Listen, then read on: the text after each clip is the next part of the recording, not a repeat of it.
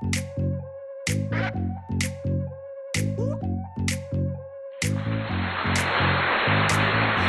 up, everyone? I'm Chris Baldwin, president of the L Project. I want to welcome you all to the Black Lesbian Liberation Speaker Series. And I'm with my co-host today, Dr. Denise Rivers, and my homie, Tracy Michelle Porter. And look, we have a very special guest in the house. I know many of you folks know Shay Franco-Clausen. I want you to come on in, turn your microphone on, and introduce yourself to the audience, please. Well, first of all, thank you for inviting me on this. This is my first, historical visit to this movement here, and I'm very honored to be here. Shay Franco-Clausen, my pronouns are she, her, ella, queen, and I'm a political operative here in California to DC, advocating for civil rights, immigration rights, LGBT rights, women's rights, and just our rights to exist. And I'm very honored to be here today. Well, I appreciate you being here because, we got a whole lot to talk about. But before we get started down that political theme, if you guys have been watching this show, the L Project was producing this event for the Venus community. And during those episodes, we talked about our white lesbian feminist sisters who continue to uphold white supremacy through their micro invalidations, being dismissive, non-inclusive, not intersectional. And so I just want to say, and it's very fucking sad that I even have to say this, that in all of that, I opened up IG the other day because Venus is having a launch party and I see a big ass launch event flyer. And the L Project was not invited. So I am just like blown away, first of all, that we were excluded from anything that's happening on September 18th. But I want to, I'm going to kick this off to you, Denise, because you had a term I think you coined, and I'm just going to kick this off to you about what that is and how folks tend to monetize our content, right? And then leave us out of the conversation. So please explain that term and the word that you. The term that I coined is parasocial feminism.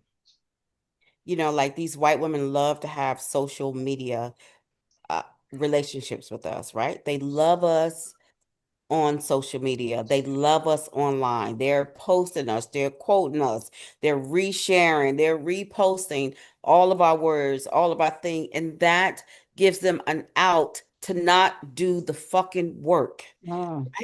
They will plaster every video we make. They will be in our comment section raising hell.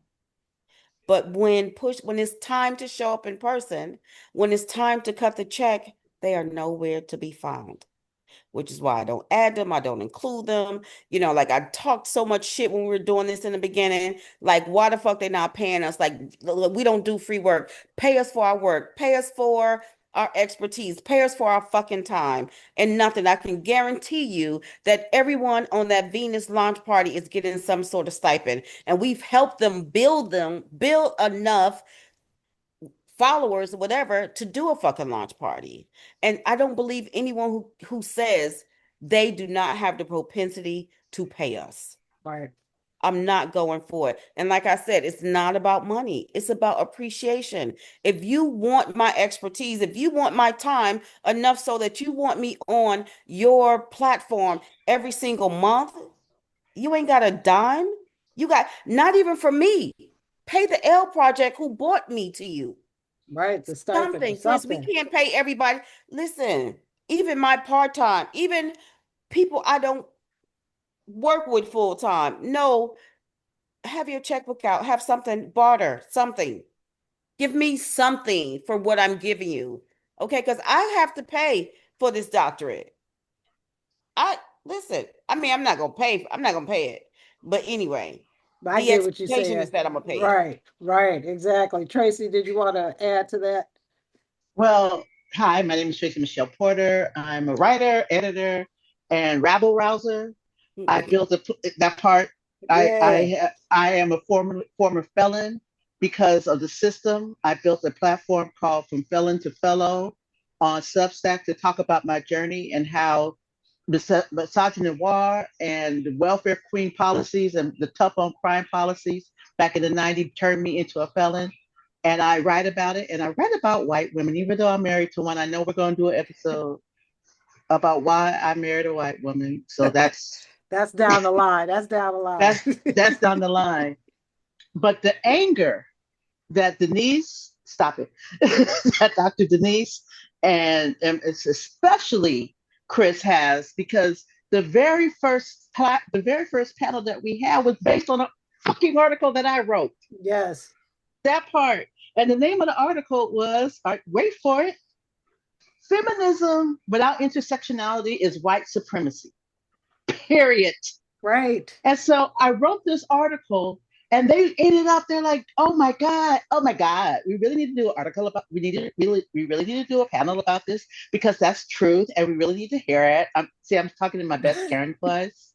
And we really need to talk about this. So they told Chris, we want Tracy Michelle Porter on here. Chris got a panel together, like fired.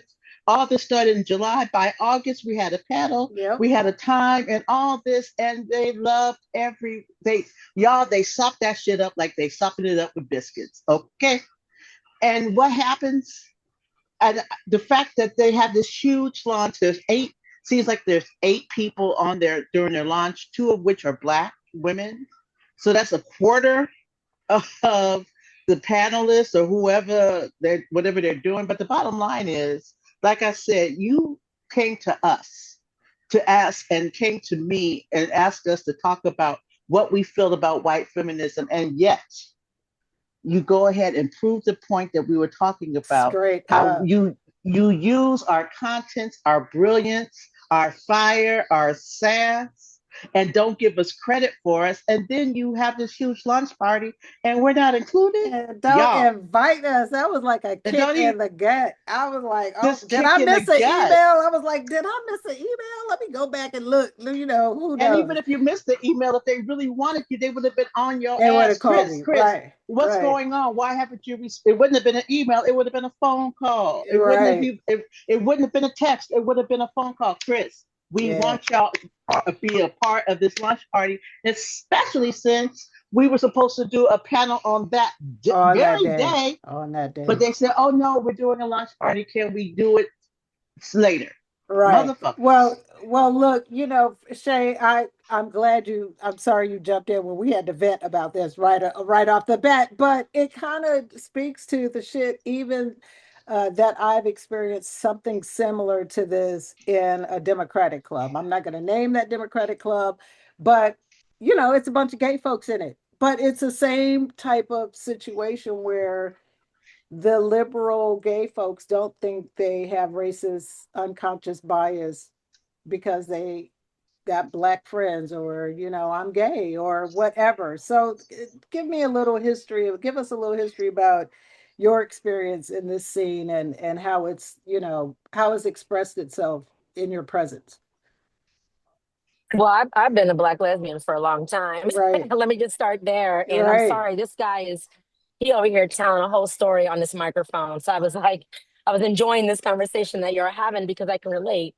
Um, I think right now, as we're seeing play out in the political world, it doesn't matter how you identify, how you see other people. We know what things are centered in. We all Mhm. understand the foundation. I mean, our history really speaks to where we are in this actual moment. And with that, I'm never surprised by those behaviors. And, you know, I work with a lot of people throughout the LGBT community. However, and I want to put a little emphasis, however, my experience is being a Black, not a woman of color. I don't consider myself a woman of color. I'm a Black woman because our experience is completely different from anybody else's that Mhm. consider themselves brown.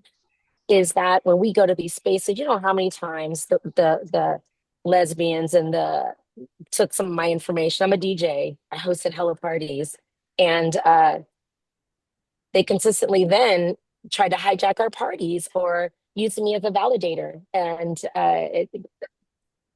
I don't know. I just think right now the most important thing that we can do is Black women, Black trans, Black queer in our own space is build our own spaces, Mhm. especially when they don't include us. I guarantee you the four of us together could come up with the money to host our own launch party and do all that. We just had to tap into our own resources because you know what I hate is appropriation. Stop appropriating our culture, stop appropriating our swag, stop appropriating all that we contribute to this country, even in the LGBT community.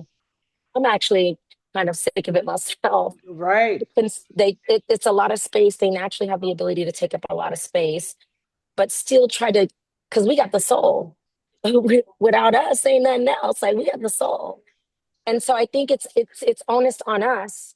I'm very disappointed that you guys weren't included. You know, Yeah. that I feel like it's always that separate but equal. We equal when they want to use us and they want to have us in the space, but we're separate when it comes to including us in those same things that we actually created through our conversations because we are naturally creative.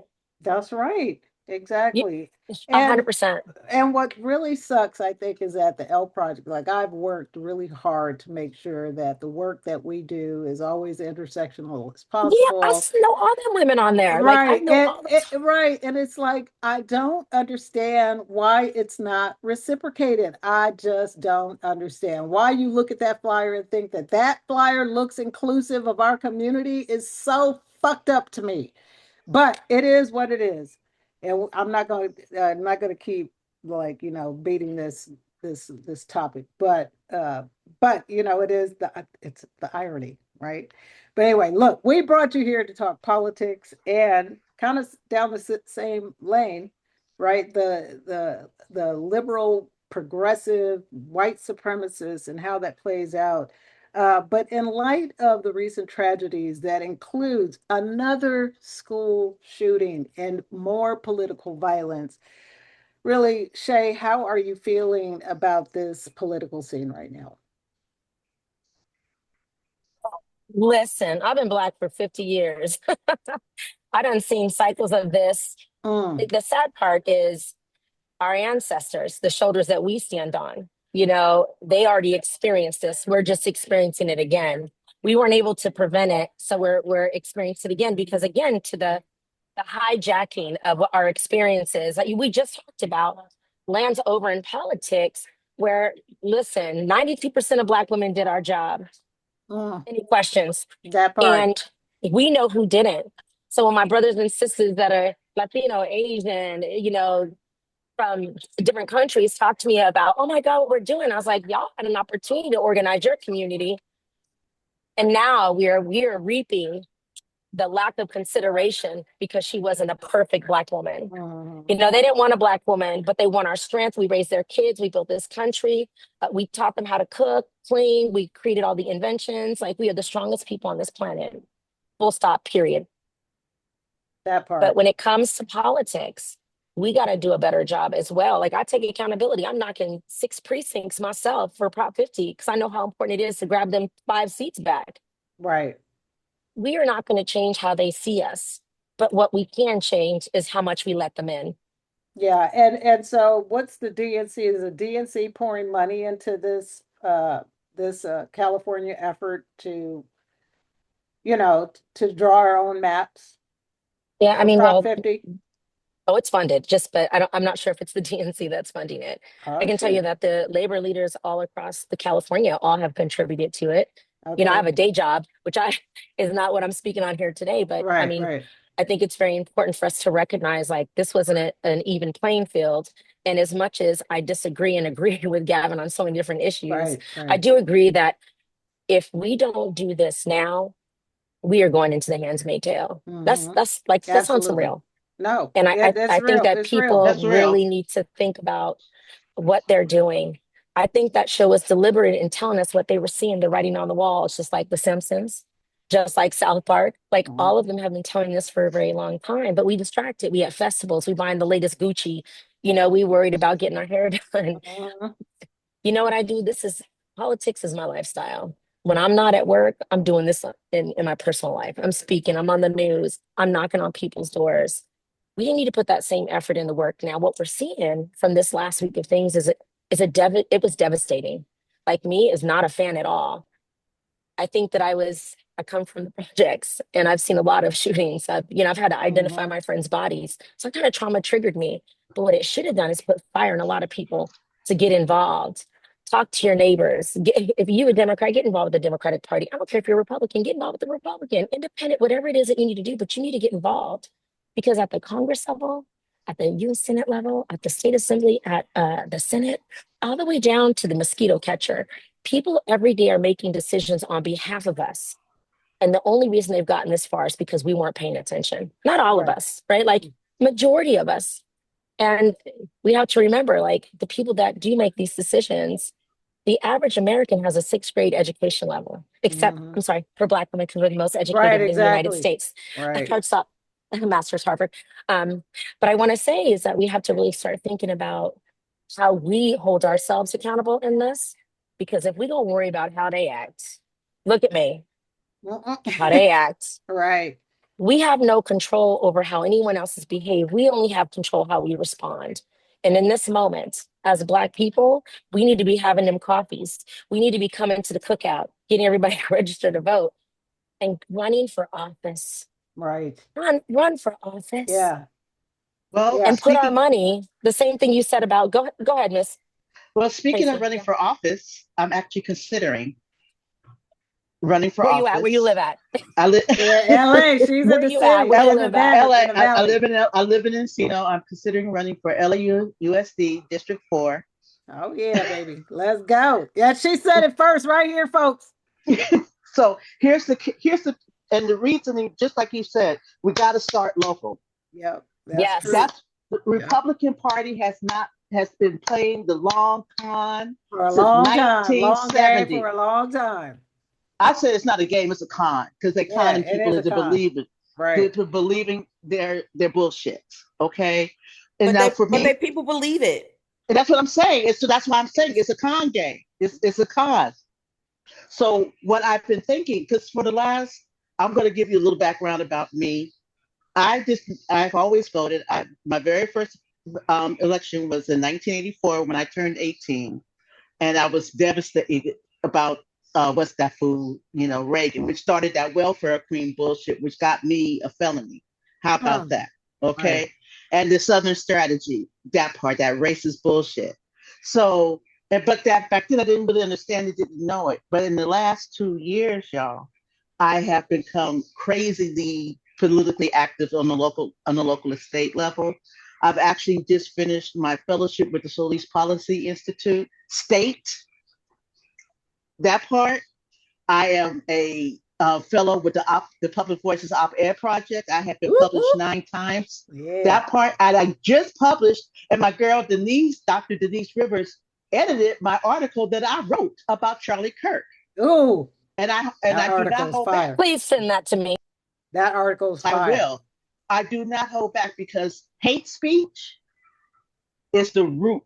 It starts with hate speech, political violence, and let's quit playing sisters. It turns into gun violence. It does. And it goes unchecked. And the Democratic Party, I'm tired of thoughts and prayers, y'all. No, we need action. So, Right. like I said, Definitely. I am considering running for school Yes. board only because we need people who look like us in these seats.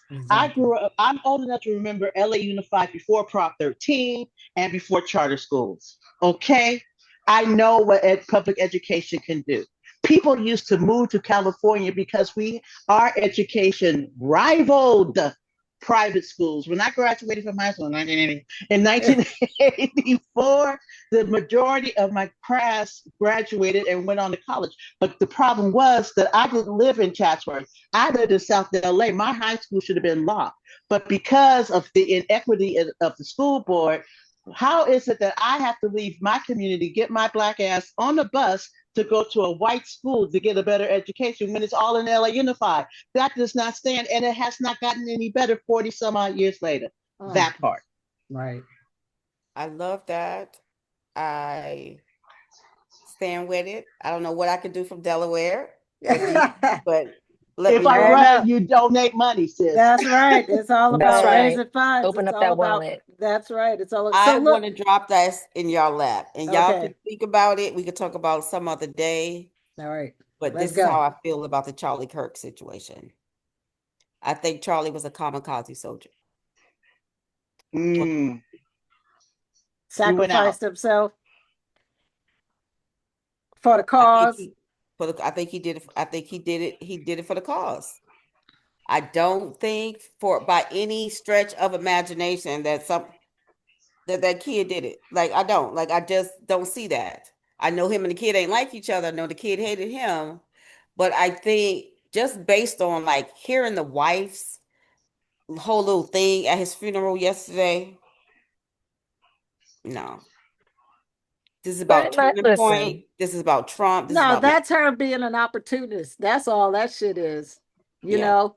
come But on, look at KK Caroline every morning. Y'all, right, come on, stop. right. Please don't listen. Yeah, I said Exactly. it. But look, let's get back to California politics for a Okay. second. Yeah. So Shay, Yeah, yeah. who are the emerging artists look, emerging artists. I'm stuck on Women's Freedom Festival. Who are the emerging candidates and politicians, progressive LGBT focused candidates we should be looking at right now and supporting? I don't know if y'all know Assemblymember Sade Oware from LA. I Uh-oh. mean, yeah, I worked on her campaign. let me just say this. I think that when we have young people like that to shake things up, that come from the communities that have different experiences, it's really important. But also, as you know, I can't even say anybody that's emergent. I like all different types of leader for different reasons. Right. Um, and I think there is so many really good ones. But if we're talking about young progressives, I think that she's one, and LGBTQ identified. Alex Lee up here in the Bay is another assembly member. Assemblymember Oshkara, I actually ran his very first campaign for state assembly. And I think those people hold the ground. But here's the kicker. I think someone mentioned something about the Democratic Party like a couple minutes ago.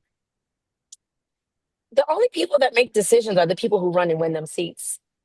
They Mm. are the people who make all the voting. They build out the resolutions. They build the platform, but there's so few of them there to be able to fight against those who are making other decisions. I'm deep in the party, super But deep. like, I'm who do chair they of the have to LGBT fight? caucus. Who are they have to fight? Well, I think Establishment. there's a The establishment, gatekeepers. yeah, I think it's I think the establishment is what we call them have to have a really hard look inside. I think there's a lack of accountability to what's happening now, like in rural California, in Inland Empire and Central Valley to be specific, is that we forget and we tend to forget that those people too are under resourced. They live in communities without access, and we tend to skip over them. And now we look at the numbers of how they voted and we ask why. I think Right. it's our job and it's intentional. Like me being chair of the LGBT caucus, it's very hard getting our members to really get out in the community. So we need better candidates that run for these seats on the caucuses and for the ADEMs. That's every odd year, every 2 years, and then the 4 years with your central committee. We got to get y'all running for those seats because it's the voting body that makes how the Democratic Party moves forward. We Right. vote on it. It's Right. voted at every convention. It's voted on every e-board. And so again, it's like, yeah, the systems, things are messed up. Shit's all over the place politically, but why don't we have meetings to teach people how to run for these seats? Why are we not Yes. talking about how this is like building the pipeline of future leaders? Like me, I just resigned from 7 positions and made sure that every woman of color was in my seat to replace me. Seven Every single positions. seat. And Holy the reason shit. why is because I know that my job fills my cup right now. And I want to be able to get on a flight and get on a show like this. Right. And if so I think it's about also building power and building pipeline. Y- So go Yeah, ahead. we definitely need to educate people on one, the Yes. issues, two, how to get civically engaged, even on any bandwidth, low bandwidth, high bandwidth, whatever, because some people feel overwhelmed and they don't want to participate. But if we can show them how you can participate, and if you've got low bandwidth, this is all you need to do, X, Y, and Z. It's that simple. But we have to Exactly. cut right. We got to come together. So I appreciate that insight from you, Shay, on that. You guys have any questions for Shay? Well, about how the Democratic Party is basically, like you said, ignoring the workers, ignoring rural areas, and this was their base. This was their base. but we have to, like you said, get people civically engaged, because I love it when I've always voted. There's never been a election, special election. I always voted, but this is like I said, the last 2 years that I have become incredibly civically engaged. But when people say, "Well, I'm not into politics," I said, "But baby, politics is into you. Your landlord Exactly. That is part. into politics, boo 24 boo. Your hours a day. 20, 20 politics are That part. 24/7, 365. We have to get people to stop only voting every 4 years. We have to get people to let them know, look, that's when, if I run for school board, this is when it's when you have a teacher or a school policy that is, like I said, especially when it comes to black and brown kids, they are they have the highest level of being suspended, or worse yet, expelled. They are part of the preschool to prison pipeline. And unless there are Mhm. people like me who are going to speak out and say that shit out loud, but the only ways people like me are going to be elected is for people to become engaged.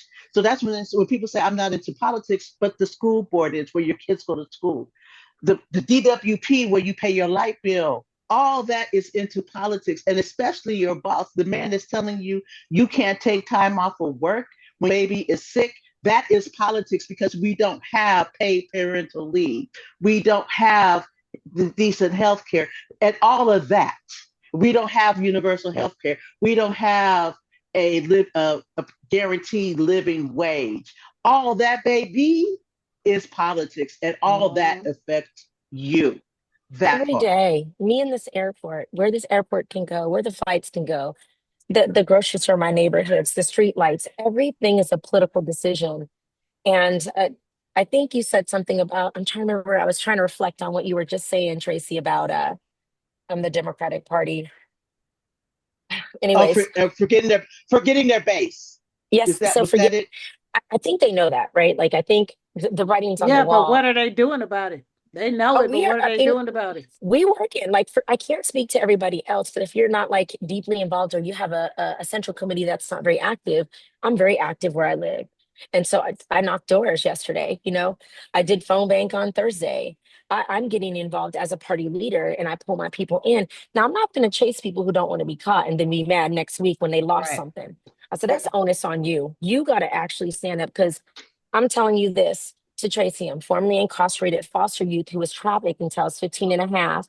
I lived in deep domestic violence and I have no parents or anybody that built me up. I had to start from scratch. I had to get to the start line at 30 because I was coping all through those times without any skill sets. Nobody was teaching me. Now look at me, graduated from Mills, Harvard, gone on to be elected. Like I did all these things, all because I wanted to know why my community was not having streetlights or why were there no police patrolling to protect us, but to police us. I asked all those questions and I got myself 100% involved. And I think that to your point, Chris, we have to make it small enough for entry point. It's got to be fun. It's got to be engaging to get people Mhm. in and then use small bites to connect the dots. It's the lack of understanding. People don't even like, I guarantee you, I'm in a room with probably about 5,000 people right now in this airport. I guarantee you 80% of them didn't know what they voted for in down ballot. Mm-mm. I can guarantee that. So true. They're all on their phones though. They're looking cute. This lady in her Gucci bag, like they look great. Right, I right, guarantee you. And another 40% of them didn't vote. Like these are real numbers. It's because we also, if we want to change the party, we have to get involved and take some of them hard pains because it's been around for a long time. right. But you got to be a part of the solution. Like I used to be Absolutely. mad as hell, but I'm a part of the solution now. And I'm gonna do my best in the space and I'm gonna move the needle, even if it's like that much. That's what I Right, feel good about. And if right. all of us thought that way to contribute, we would be in a different place right now. So how does somebody get involved with the DNC on that level, like to where you can like actually make change and influence what the DNC is doing? So every 4 years they'll have an election. I'm a DNC delegate myself. So I was in Chicago and I was at California Whip along with a wonderful team. And I ran. I ran. I just put myself out there. I went and got You a bunch ran of as a endorsements. delegate? You ran as a hmm delegate? Okay. I was terrified. I had no idea what to do. It's like Right. I did it. And I was like, I'm gonna fill this out. I'm gonna write this. And I started calling all the legislators I knew. Can I get an endorsement? I worked on your campaign. I worked on so many people's campaign. I can just call people. And I Yeah. got a list of people. And then I end up being a Biden and Gavin Newsom delegate, endorsed by both of them for my seat. And so I won. but I do the work. I ain't asking nobody to give this to me at all. I'm gonna do the work because no one can ever say I'm a DEI elect. Right. Shantae Ebony Franco earned all of this. And I say that to say is like, it is an application that most people don't know about. And I think maybe this is what we do together. Maybe we do one session in person that's done, maybe a hybrid to teach people about what a delegate is. Yeah. At all levels. There's so many different types of delegates, but they drive the direction of the party. So it's really, I think it's about training people, making them understand and getting them more engaged, and we'll have a different outcome. Right. What did you think about the guy who took over the DNC? Did you think that was a hand-me-down? Like that was here's your new position because you did us a favor type for the Harris campaign? Yeah. Or how did he get Listen, that job? no comment. Okay. I just think that we shouldn't hand anything. And right. I already know I think what they that have to do a means. temperature check of what's happening because I don't think they're paying attention. Right. I just don't think they're paying attention. And, Yeah. some of the stuff he's also protecting himself, Right. some of his moves that he's doing. So there has to be a larger conversation of how we hold them accountable. Right. Because they won't show up to our events. So we got to go find them and hold them accountable. But if we don't change the people in the party, things are going to be the same. Right. Right. You guys have It anything? will. Go ahead, Denise. Shay. Yes. I don't see a lot of like activity from like independent vote, like the independent crowd, right? Do you think a third party is necessary to move the needle? It would fraction. I think it would do more of a fractioning than supporting. I was an independent before, for a short window, and I was mad at the party. Me too. And then I came back because the base is just bigger and I got super involved.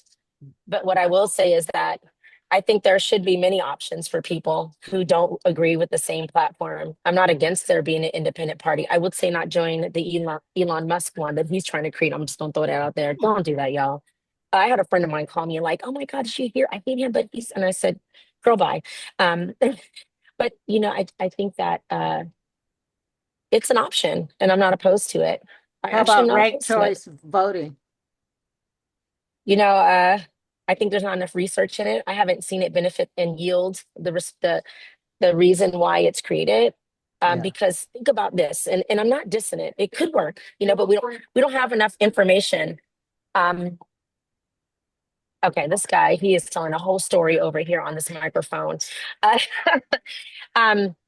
think that, again, if all these people here barely vote, why would we give them another system that they actually don't understand when it comes to voting? I don't think we've explained ranked choice voting enough to the average person, considering they barely vote for one person. So there has to be a lot more education around it, and show me some numbers that it yields what it says it's going to yield. Because if I'm running, I hope that you are on the ballot, or you, Denise, are on the ballot, and I have a choice. I'm gonna pick one of you because I think you're the best candidate. When you offer 3 options, you go to several tiers, people get confused. I think that they could do a better job of explaining it, training and educating people before they put these resolutions up, to see how it has been able to increase more Black and brown seats.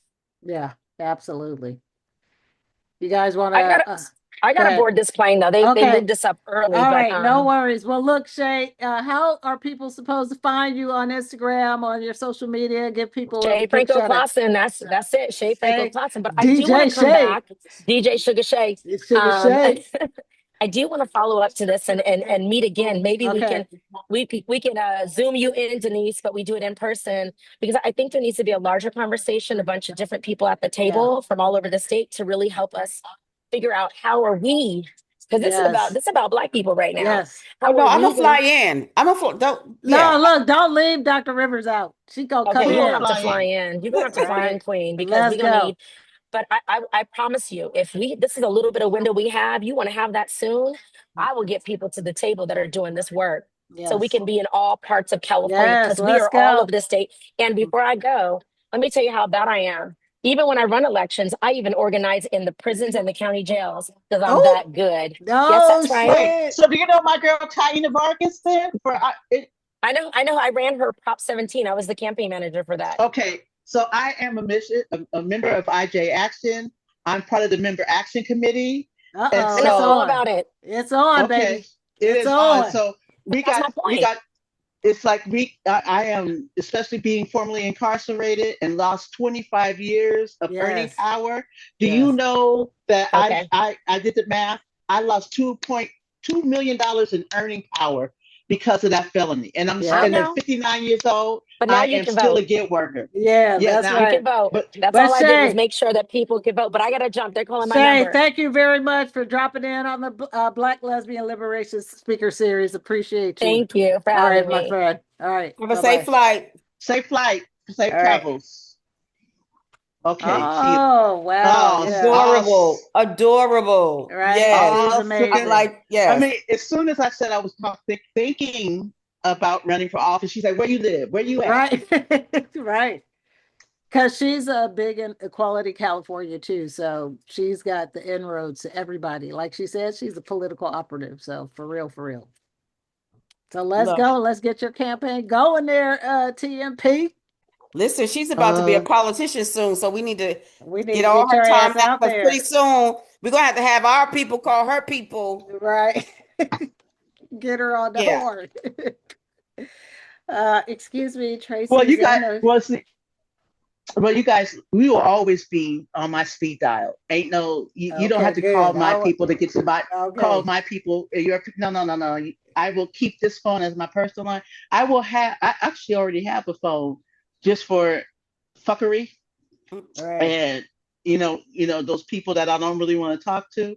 So they will have that number, but you will always have this number because Right I ain't on. changing it. I like I'm keeping my 818s. Nuh-uh. Mm-mm.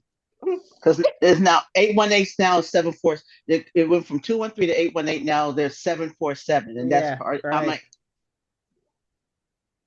no, no, that will Exactly. always and forever be 818. All right. Well, right on. Look, everybody, thank you for tuning in to the Black Lesbian Liberation Speaker Series. Peace, love, and power to the people. That part. All right. All right, my family. I will catch Love you you. next time. Okay. We're All right. out. Love you We out. guys. Like.